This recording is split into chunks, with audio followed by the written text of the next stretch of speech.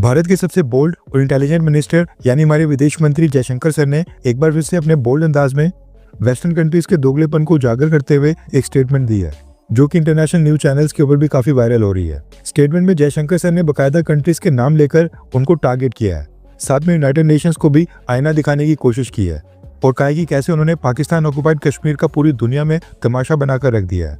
Reference के लिए आपकी स्क्रीन के ऊपर आर्टिकल का स्क्रीनशॉट है। जयशंकर सर इस समय भारत में ही है और देश की राजधानी न्यू दिल्ली में रायसीना डायलॉग के एक इवेंट को अटेंड करने आए थे। इस इवेंट में जयशंकर सर के साथ साथ और भी काफी सारी वेस्टर्न कंट्रीज से आए विदेश मंत्री, डिप्लोमेट्स, एम्बेसडर्स और बड़े बड़े स्ट्रेटेजिस्ट शामिल हुए थे। इन सबके सामने जयशंकर सर अपने विचार रखते हुए कहा कि हम सारे आजकल टेरिटोरियल इंटीग्रिटी और सॉवरेनिटी के बारे में काफी बात करते हैं। कई सारे देश टेरिटोरियल इंटीग्रिटी और सॉवरेनिटी की दुहाई देते हैं। हम सब मानते हैं कि ये दोनों ही बहुत ही महत्वपूर्ण सिद्धांत हैं और ग्लोबल रूल बेस्ड ऑर्डर का सबसे मूल आधार है, जिसकी रिस्पेक्ट होनी चाहिए। लेकिन क्या आपको पता है कि सेकेंड वर्ल्ड वॉर के बाद आज तक सबसे लंबे समय के लिए अगर किसी देश की टेरिटरी दूसरे देश ने इलीगली ऑक्यूपाई करके कब्जा किया हुआ है तो वो है भारत।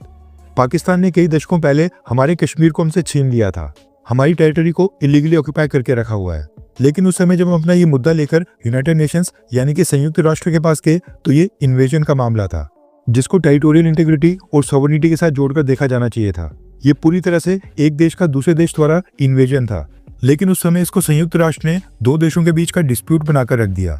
हमला करने वाले देश पाकिस्तान और हमला सहन करने वाले विक्टिम यानी पीड़ित देश भारत, दोनों को संयुक्त राष्ट्र ने एक ही बराबरी के ऊपर लाकर रख दिया और एक ही ब्रैकेट के अंदर खड़ा कर दिया, जैसे कि उस समय कोई मसला ही नहीं था। जयशंकर सर यहाँ पर सवाल करते हैं कि आप कैसे हमला करने वाले देश और हमला सहन करने वाले देश को बराबर मान सकते हैं, जब एक देश तो हमला सहन करने के बाद आपके पास यानी कि संयुक्त राष्ट्र के पास अपना मसला लेकर आया है, मदद मांगने आया है। उस समय संयुक्त राष्ट्र को भारत की मदद करनी चाहिए थी, क्योंकि भारत एक विक्टिम देश था। अब हम उस चीज के लिए किसको दोष दें? अमेरिका, ब्रिटेन, कनाडा, बेल्जियम या फिर ऑस्ट्रेलिया? जयशंकर सर ने कहा कि ग्लोबल नॉर्म्स और जो ये रूल बेस्ड ऑर्डर्स हैं, ये यूनिफॉर्म तरीके से सबके लिए लागू होने चाहिए। ये नहीं है कि एक देश फॉलो कर रहा है और जब सामने वाला देश उसको ना करे तो तभी प्रॉब्लम हो रही है। एक मजबूत और स्ट्रॉन्ग यूनाइटेड नेशंस तो चाहिए ही, लेकिन हमें एक फेयर यूनाइटेड नेशंस भी चाहिए, जहां पर कोई भी फेवरेटिज्म किसी भी देश के साथ पार्शियलिटी ना हो। हमें एक न्यूट्रल यूनाइटेड नेशन चाहिए होगा। इसके आगे जयशंकर सर कहते हैं कि एक स्ट्रॉन्ग ग्लोबल ऑर्डर के स्टैंडर्ड्स में कंसिस्टेंसी चाहिए होती है।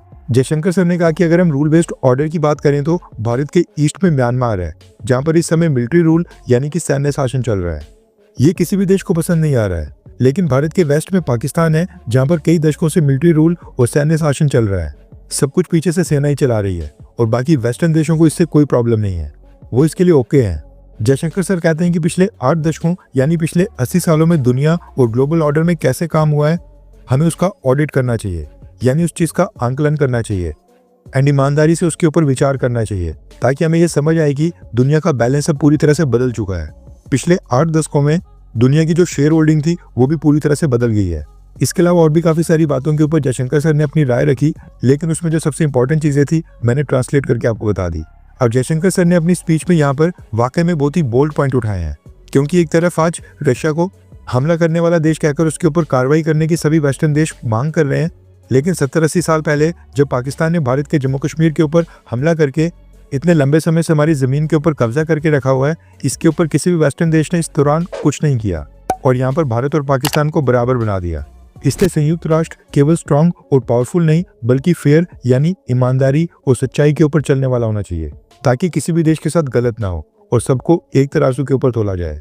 खैर वो तो कभी होगा नहीं, लेकिन आपको क्या लगता है कि क्या जम्मू कश्मीर के मसले को लेकर उस समय यूनाइटेड नेशंस में लेकर जाना क्या ये भारत की सबसे बड़ी गलती थी?